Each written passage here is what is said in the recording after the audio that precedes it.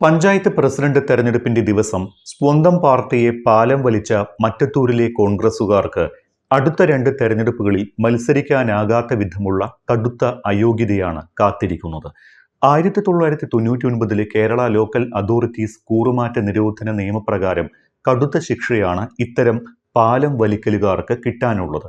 തീരുമാനമെടുക്കുന്നത് തെരഞ്ഞെടുപ്പ് കമ്മീഷനാണ് എങ്കിലും നിയമത്തിൽ കടുത്ത വ്യവസ്ഥകളാണ് ഉൾപ്പെടുത്തിയിട്ടുള്ളത്.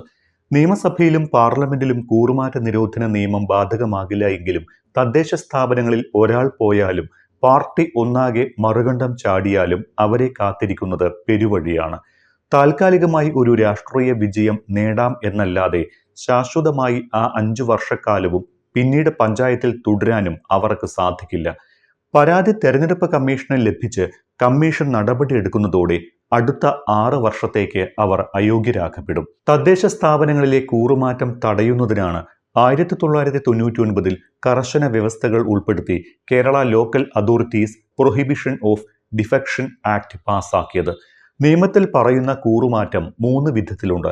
തദ്ദേശ സ്ഥാപന അധ്യക്ഷൻ, ഉപാധ്യക്ഷൻ, സ്റ്റാൻഡിംഗ് കമ്മിറ്റി അധ്യക്ഷൻ എന്നീ തെരഞ്ഞെടുപ്പുകളിലും ഭരണസമിതി യോഗങ്ങളിലും പാർട്ടി രേഖാമൂലം നൽകുന്ന വിപ്പ് അല്ലെങ്കിൽ നിർദ്ദേശം ലംഘിച്ചാൽ അത് കൂറുമാറ്റമാകും. തെരഞ്ഞെടുപ്പിൽ മത്സരിക്കുന്നതിന് സ്ഥാനാർത്ഥികൾക്ക് ചിഹ്നം നൽകാൻ പാർട്ടി ചുമതലപ്പെടുത്തിയവരാണ് വിപ്പ് നൽകേണ്ടത്. ഇതിന്റെ പകർപ്പ് തദ്ദേശ സ്ഥാപന സെക്രട്ടറിക്കും നൽകണം. മിക്കവാറും എല്ലാ പാർട്ടികളും ഇങ്ങനെ വിപ്പ് നൽകാറുണ്ട്. വിപ്പ് ഇല്ലെങ്കിലും ജയിച്ചു വന്ന പാർട്ടിയോട് വിശ്വാസവഞ്ചന കാട്ടിയെന്ന് തെളിഞ്ഞാൽ അയോഗ്യത കൽപ്പിക്കാം. വിട്ടുനിൽക്കുന്നതും വോട്ട് അസാധുവാക്കുന്നതുമെല്ലാം വിപ്പ് ലംഘനമായി കണക്കാക്കും. ഏതെങ്കിലും ഒരു മുന്നണിയുടെ ഭാഗമായി വിജയിക്കുന്ന സ്വതന്ത്രൻ അതിൽ നിന്ന് മാറി മറ്റേതെങ്കിലും പാർട്ടിയിൽ ചേരുകയോ മറ്റ് മുന്നണികളുടെ ഭാഗമാകുകയോ ചെയ്താലും മുന്നണി സംവിധാനം നൽകുന്ന നിർദ്ദേശങ്ങൾ ലംഘിച്ചാലും കൂറുമാറ്റ നിയമത്തിന്റെ പരിധിയിൽ വരും. മുന്നണിയുടെ ഭാഗമല്ലാത്ത സ്വതന്ത്രൻ മറ്റു പാർട്ടികളിലോ മുന്നണികളിലോ ചേരുന്നതും കൂറുമാറ്റമായി കണക്കാക്കും. എന്നാൽ സ്വതന്ത്രൻ എന്ന സ്ഥാനം നിലനിർത്തിക്കൊണ്ട് മുന്നണികളുടെ പിന്തുണയോടെ ഏതെങ്കിലും സ്ഥാനത്തേക്ക് തെരഞ്ഞെടുക്കപ്പെടുന്നത് കൂറുമാറ്റത്തിന്റെ പരിധിയിൽ വരില്ല. അങ്ങനെ വരുമ്പോൾ നിയമത്തിന്റെ ഈ വ്യവസ്ഥകൾ കണക്കിലെടുത്താൽ കോൺഗ്രസ് പാർട്ടി നൽകിയ ടിക്കറ്റിൽ മത്സരിച്ച് വിജയിച്ച ശേഷം BJPക്ക് കൈകൊടുത്ത മറ്റത്തൂരിലെ ആ 8 പേർക്കും കൂറുമാറ്റ നിരോധന നിയമവ്യവസ്ഥകൾ നിർണായകമാകും. ഇവരെ 8 പേരെയും ഇനി കാത്തിരിക്കുന്നത് അയോഗ്യതയാണ് എന്ന് ഉറപ്പാണ്. കൂറുമാറ്റം സംബന്ധിച്ച പ്രശ്നമുയർന്നാൽ ആ തദ്ദേശ സ്ഥാപനത്തിലെ ഒരംഗത്തിനോ ബന്ധപ്പെട്ട രാഷ്ട്രീയ പാർട്ടിക്കോ പാർട്ടി ചുമതലപ്പെടുത്തുന്നയാൾക്കോ സംസ്ഥാന തെരഞ്ഞെടുപ്പ് കമ്മീഷന് പരാതി നൽകാൻ സാധിക്കും. പരാതിയിൽ തീരുമാനമെടുക്കേണ്ടത് കമ്മീഷനാണ്. പരാതി പരിഗണിച്ച് വാദം കേട്ടായിരിക്കും തെരഞ്ഞെടുപ്പ് കമ്മീഷന്റെ നടപടി. ഇക്കാര്യത്തിൽ തെരഞ്ഞെടുപ്പ് കമ്മീഷന് സിവിൽ കോടതിയുടെ അധികാരവുമുണ്ട്. മറ്റ് സിവിൽ കോടതികൾക്ക് ഇതിൽ ഇടപെടാനാവില്ല എന്നതും സവിശേഷതയാണ്. കൂറുമാറ്റം തെളിഞ്ഞ് അയോഗ്യനാക്കപ്പെടുന്നയാൾക്ക് അടുത്ത 6 വർഷം ഒരു തെരഞ്ഞെടുപ്പിലും മത്സരിക്കാനാകില്ല എന്നതാണ് കൂറുമാറ്റ നിയമപ്രകാരമുള്ള ശിക്ഷ. അതായത് അടുത്ത 2 തവണ മത്സരത്തിൽ നിന്ന് ഇവർ മാറി നിൽക്കേണ്ടതായി വരും. കഴിഞ്ഞ 5 വർഷത്തിനിടെ 77 പേരെയാണ് സംസ്ഥാന തെരഞ്ഞെടുപ്പ് കമ്മീഷൻ ഇത്തരത്തിൽ അയോഗ്യരാക്കി പ്രഖ്യാപിച്ചിട്ടുള്ളത്. ഇക്കുറി ഇതിലപ്പുറമാണ് കണക്ക്. മറ്റത്തൂർ മോഡലിൽ ഇതിലധികം ആളുകൾ തലമറന്ന് എണ്ണ തേച്ചിട്ടുണ്ട്. അവരെയെല്ലാം അയോഗ്യരാക്കിയേക്കും. പക്ഷേ പരാതി പരിഗണിച്ച് വാദം കേട്ട ശേഷമായിരിക്കും തെരഞ്ഞെടുപ്പ് കമ്മീഷൻ തീരുമാനമെടുക്കുക. നിയമസഭയിലും പാർലമെന്റിലും ഒരു കക്ഷി ഒന്നാകെ മറുപക്ഷം ചാടിയാലോ മറ്റൊരു പാർട്ടിയിൽ ലയിച്ചാലോ കൂറുമാറ്റ നിരോധന നിയമം ബാധകമാവില്ല. കാരണം നിയമസഭയിലെയും പാർലമെന്റിലെയും കൂറുമാറ്റം സംബന്ധിച്ച വ്യവസ്ഥകൾ ഭരണഘടനയുടെ 10ാം ഷെഡ്യൂൾ പ്രകാരമാണ് തീരുമാനിക്കുന്നത്.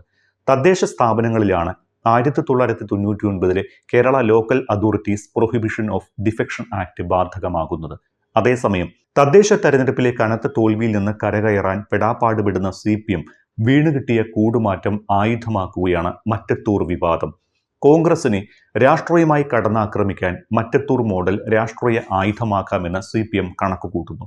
മറ്റത്തൂരിൽ കോൺഗ്രസ് അംഗങ്ങൾ BJPക്ക് കൈകൊടുത്തത് കോൺഗ്രസ് BJP അന്തർധാരയാണ് എന്നാണ് CPM ആരോപിക്കുന്നത്. തെരഞ്ഞെടുപ്പിന് മുൻപ് CPM BJP ബാന്ധവം ആരോപിച്ച കോൺഗ്രസിനെയും ഇത് വെട്ടിലാക്കി. മറ്റത്തൂർ മോഡലിന് ഓപ്പറേഷൻ കമല എന്നും കോൺഗ്രസ് ജനതാ പാർട്ടി എന്നുമൊക്കെയുള്ള വിശേഷണങ്ങൾ സാമൂഹിക മാധ്യമങ്ങളിൽ നിറഞ്ഞു കഴിഞ്ഞു. 2016 അരുണാചൽ പ്രദേശിൽ 44 കോൺഗ്രസ് MLA മാരിൽ 43 പേരും NDAയിലേക്ക് ചേക്കേറിയതും 2021 കോൺഗ്രസിനെ ചാക്കിലാക്കി പുതുച്ചേരിയിൽ BJP ഭരണം പിടിച്ചതുമൊക്കെ ഉയർത്തിക്കാട്ടി അവയുടെ കേരള മോഡലാണ് മറ്റത്തൂരിലേത് എന്നാണ് CPMന്റെ പ്രചാരണം. അതേസമയം 8 പേരെയും പിന്തിരിപ്പിച്ചിട്ടും നടപടിയെടുത്തും പ്രശ്നം പരിഹരിക്കാമെന്നാണ് കോൺഗ്രസിന്റെ പ്രതീക്ഷ. കോൺഗ്രസ് തീരുമാനം ലംഘിച്ചുവെങ്കിലും ആരും BJPയിൽ ചേർന്നിട്ടില്ല എന്ന് പ്രതിപക്ഷ നേതാവ് VD സതീശനും BJPയെ പിന്തുണച്ചവർക്കെതിരെ നടപടി ഉണ്ടാവുമെന്ന് തൃശൂർ DCC അധ്യക്ഷനും പറഞ്ഞത് ഇതിന്റെ ഭാഗമാണ്. കോൺഗ്രസ് അംഗങ്ങൾ BJPയുമായി ചേർന്ന് ഭരണം പിടിച്ചതോടെ മറ്റത്തൂരിൽ രാഷ്ട്രീയ അനിശ്ചിതത്വമാണ്. സംഗതി കൂറുമാറ്റമാണ് എന്നിരിക്കെ മറുകണ്ഠം ചാടി പ്രസിഡന്റിനെ തെരഞ്ഞെടുത്ത ഭരണസമിതിയുടെ ഭാവി എന്താണ് എന്ന കാര്യത്തിൽ ആർക്കും ഒരു നിശ്ചയവുമില്ല. തെരഞ്ഞെടുപ്പ് പ്രഖ്യാപിച്ചപ്പോൾ മുതൽ മറ്റത്തൂരിൽ പ്രശ്നങ്ങളും തലപൊക്കി തുടങ്ങിയിരുന്നു. ജില്ലാ കോൺഗ്രസ് കമ്മിറ്റി അടക്കം ഇടപെട്ടിട്ടും ഇടഞ്ഞു നിന്നവർ തിരിഞ്ഞു തന്നെ നിന്നു. ഔദ്യോഗിക സ്ഥാനാർത്ഥികൾക്കെതിരെ മത്സരിക്കാനിറങ്ങിയ 2 പേർക്കെതിരെ നടപടിയെടുത്തിരുന്നു. എന്നാൽ ഇവർ 2 പേരും ജയിച്ചതോടെ പാർട്ടിയിലേക്ക് തിരിച്ചെടുത്ത് ഇതിൽ ഒരാളായ KR ഔസേഫിനെ പാർലമെന്ററി പാർട്ടി നേതാവാക്കാനായിരുന്നു ധാരണ. എന്നാൽ BJPയുമായി രഹസ്യധാരണയായതോടെ ഭരണം പിടിക്കാനുള്ള നീക്കത്തെ എതിർത്ത് ഔസേഫ് ഇടതുപക്ഷത്തേക്ക് ചാടി. ഇതിന് തടയിടാനാണ് 8 കോൺഗ്രസ് അംഗങ്ങൾ BJPയുമായി ചേർന്ന് മറ്റൊരു വിമതനായിരുന്ന ടെസി ജോസിനെ പ്രസിഡന്റാക്കാൻ വോട്ട് ചെയ്തത്. 4 ദിവസം മുൻപ് തന്നെ ഈ വിഭാഗവും BJPയും തമ്മിൽ ചർച്ചകൾ നടന്നുവെന്ന് BJP പഞ്ചായത്ത് അംഗം തന്നെ വ്യക്തമാക്കിയത് ഈ കൈകൊടുക്കലിന് തെളിവാണ്.